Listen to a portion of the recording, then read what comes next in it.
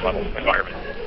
When we look at all of those different markets, the demands for scalability from the low-end transportation type safety applications with autonomously driven vehicles, where they have handfuls of classes at varying frame rates, but power and cost are the most important functions of that application, all the way up to cloud analytics, where there's thousands of classes and large workloads which are highly efficient, and the same solution can target both of those. So if we look at some of these vertical markets, again, it's all about image classification and detection, recognition and tagging, natural language recognition, big data pattern detection, looking for network intrusion detection, targeted ads, fraud and face detection, gaming, check processing, computer server monitoring, financial forecasting and prediction. A lot of different vertical markets can handle and use machine learning.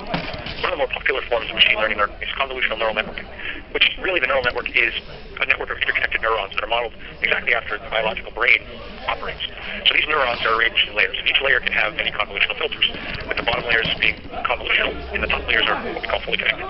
So the earlier layers extract low-level features like edges, lines, and colors, and later on through the hierarchy of layers you extract higher-level features like shapes and patterns. There are a variety of different network topologies that are available, with AlexNet probably being the most popular, and GoogleNet now gaining in its popularity with significantly more layers of complexity than AlexNet would be. And there are many other topologies as they continually pop up every day.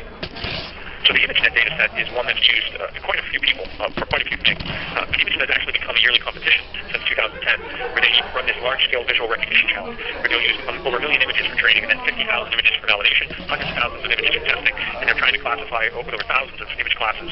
Now, when you look at these two pictures, can you tell the difference with your eye on the difference of dog breeds? On the left, you see a Siberian Husky, on the right, you see an Eskimo dog. Well, that's what this contest is trying to do, and if you look all the way back to 2012 when AlexNet won, GoogleNet winning in 2014, and Microsoft winning in 2015, the very important thing is how accurately they behave. The top error rate is now surpassed what a human brain can do, where a human may take over a minute per image to distinguish the differences. The computer can do it far quicker and more accurately. And with these machine learning frameworks for neural networks, there are a number of them, again, constantly popping up. Caffe, still one of the more popular ones used today, Torch, TensorFlow, all becoming more popular as well. So how do you use these frameworks, especially like Caffe, which is one of the more popular ones today? They are convolutional neural networking software tools that allow easy end-to-end convolutional neural network deployment. So the training, the testing, producing the actual topology and the parameters to do the recognition of those objects. And the key is with these frameworks, you can be up and running in a single day. What they output are the filter coefficients to actually do the scoring or the classification of the objects for that CNN topology that was chosen. Now remember, a lot of the classification parameters that people care about are not only how many classes, how many different things they're looking for. A CFAR10 type topology, you might have 10 objects, but an ImageNet with thousands. But image resolution can vary quite a bit as well. When you're dealing with tens of pixels for character recognition or tens of millions or gigapixels for satellite imagery, frame rate, if you're bringing a video feed in, like from a live camera, or if you're bringing in from a file system-based input. But what accuracy do you need? Do you just need to detect the object, or do you need to put a bounding box around that object? So all of these things are about scalability, how we can use the exact same topology and these different scalable attributes for it. Let me give you a very specific example for ADAS, which would be like a collision avoidance application, where you have 3 to 5, maybe sub 10 classes, people, cars, animals, cyclists. Your resolution, 1 to 2 megapixels, where you're dealing with auto-grade image sensors. And then what frame rate do those output data? Well, 15 to 30 frames per second is typical. And then you typically need very high accuracy, low power, and low cost. Well, and of course, small size. And for those things, power, cost, size, that's where, say, our entry-level Cyclone 5 SoC product makes perfect sense. And when you deal with scaling opportunities, the resolution and the frame rate, how fast you bring the pictures in and what resolution they are opportunities for scaling. So now let's give a high-level overview of how CNN topology is implemented on a CPU or GPU in the traditional sense. Take a look at how we do CNN computations for each layer. We start with an image map, a set of two-dimensional images, typically a red, blue, green color channel. We want to perform the filter multiplications for each layer. We'll approach this as simply a sum of products, and we'll raster scan through that image to produce the output map. This gets repeated for each of the filters to build the output map. That output map then becomes the input map to the next layer, which we're going to then load in a new set of filters and perform the same operations. So what hardware do we have in the FPGA to allow us to do these CNN-type networks so efficiently? Well, first we have DSP blocks, these dedicated single-precision floating point multiplying accumulators, and there are thousands of these. We have block RAMs, which are embedded memories in the FPGA that can be configured together to form a variety of different architectures of buffers and caches. We have a programmable interconnect, which allows us to stitch this logic together to build our custom topologies exactly as we're declaring and defining them. So the idea is to build a compute architecture with a high degree of customization. We're tuning the problem for the platform. And this is how we can choose slightly different approaches than what a CPU or GPU would do. So while I'm not going to get into specifics of exactly what we're doing in the FPGA, I will give you an idea of the approach that we're taking and why it's different than what you would do on a CPU or GPU. Specifically, specifically, we now have with the ARIA 10 1 teraflop of floating point capability, and that's just our mid-range part, with even more performance coming over 10 teraflops in the next generation Stratus 10 device. And the key is in this ARIA 10 device, we can do this with only 35 watts of total device power. And what we're doing is using every ESP, every clock cycle, and we're making computations spatially. Now, the difference of how we approach a problem in the FPGA versus CPU or GPU is we want to leverage the very high bandwidth memory we have in the FPGA. We want to be able to tightly couple that memory to the computations because we have about 8 terabytes per second of that memory bandwidth, and we don't want to leave the chip because that external bandwidth is about 50 times slower. Now, with this internal memory, we have random access capability, very low latency. We can place all the data in the on-chip memory and compute them for them. This really is a fine-grained, low-latency interconnection we have between the compute memory that we want to leverage and minimize going off-chip like you would in a CPU or GPU. So if you need to find out more about what we do, we're certainly willing to share that. Please contact your local salesperson, and we'll go into more detail with that. So that's what we do with the FPGA. What are other value adds to the FPGA? Well, the FPGA is an accelerator for an x86 board ARM. We create very power-efficient implementations. As we said, a teraflop in only 35 watts. But more importantly, it's a flexible and customizable architecture. So you're effectively building the exact architecture for the problem you're trying to solve. And what means is the exact topology that you need to do the classification that you want to do. Importantly, too, we can dynamically reconfigure the FPGA during runtime to basically change the hardware to the desired behavior you need, resulting in an even more flexible architecture that's optimized for your problem. And why this is important is because you're writing code to achieve a certain solution for your problem. The code and performance are 100% portable from one device to another or to a family of devices, low end to high end, without ever having to modify the code. You get all the benefits of the next generation device without any code modifications or the need for regression testing. Now, the other important part of the FPGA is how we handle data. Typically, what we want to do is bring the data directly into the FPGA, whether streaming through I/O channels or pipes, passing the data, what we call data reuse, from one device to the next, from one kernel to the next, and we offer as needed, as optional memory for individual kernels can then be created. So this allows us to have a completely flexible architecture in a deployed environment to produce an optimal power-efficient solution.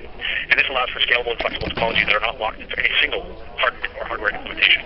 Depending on who you are, whether you're a software developer, a system architect, or a researcher, everyone has a different level of understanding of machine learning, whether you're new to it, and if you are, we offer partners that can certainly help you get started by building a custom network topology, a full FPGA turnkey solution.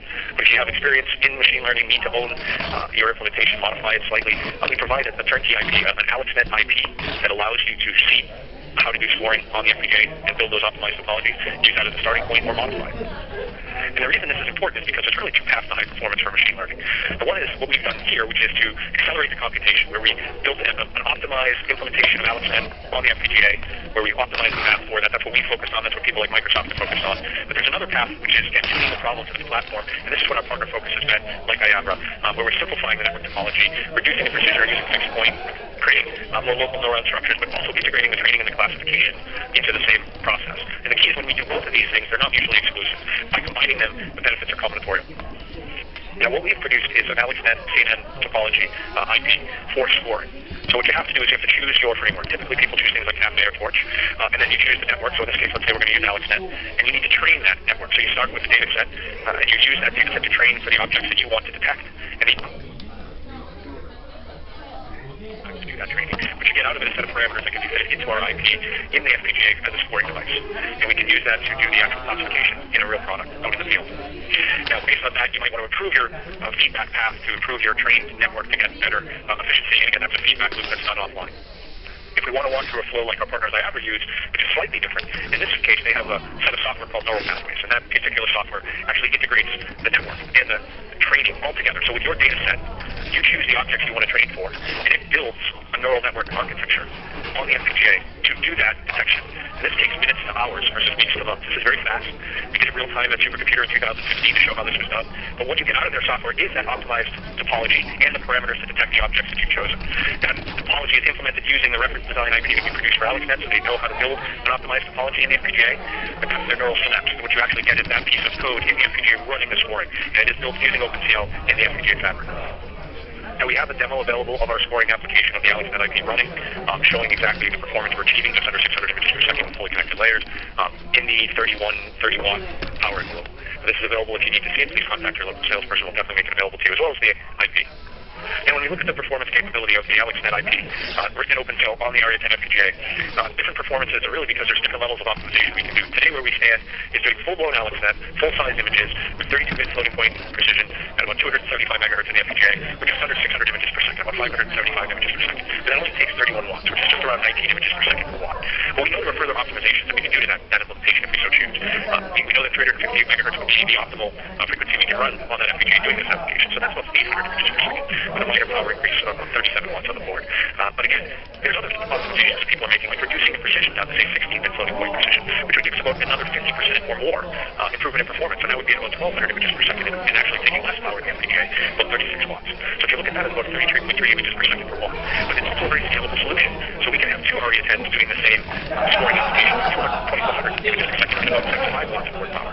That's 32 images per second per watt. Now, if we compare that to, say, the NVIDIA Titan X running Cafe, which was about 1,000 images per second, which is 4 images per second per watt at the 250 watt board power, or their latest number using CUDA DNN4, which is about 3,200 images per second at 227 watts, about 14.2 images per second per watt. So what we see is the FPGA is very comparable, slightly better than the best that NVIDIA has come out with the Titan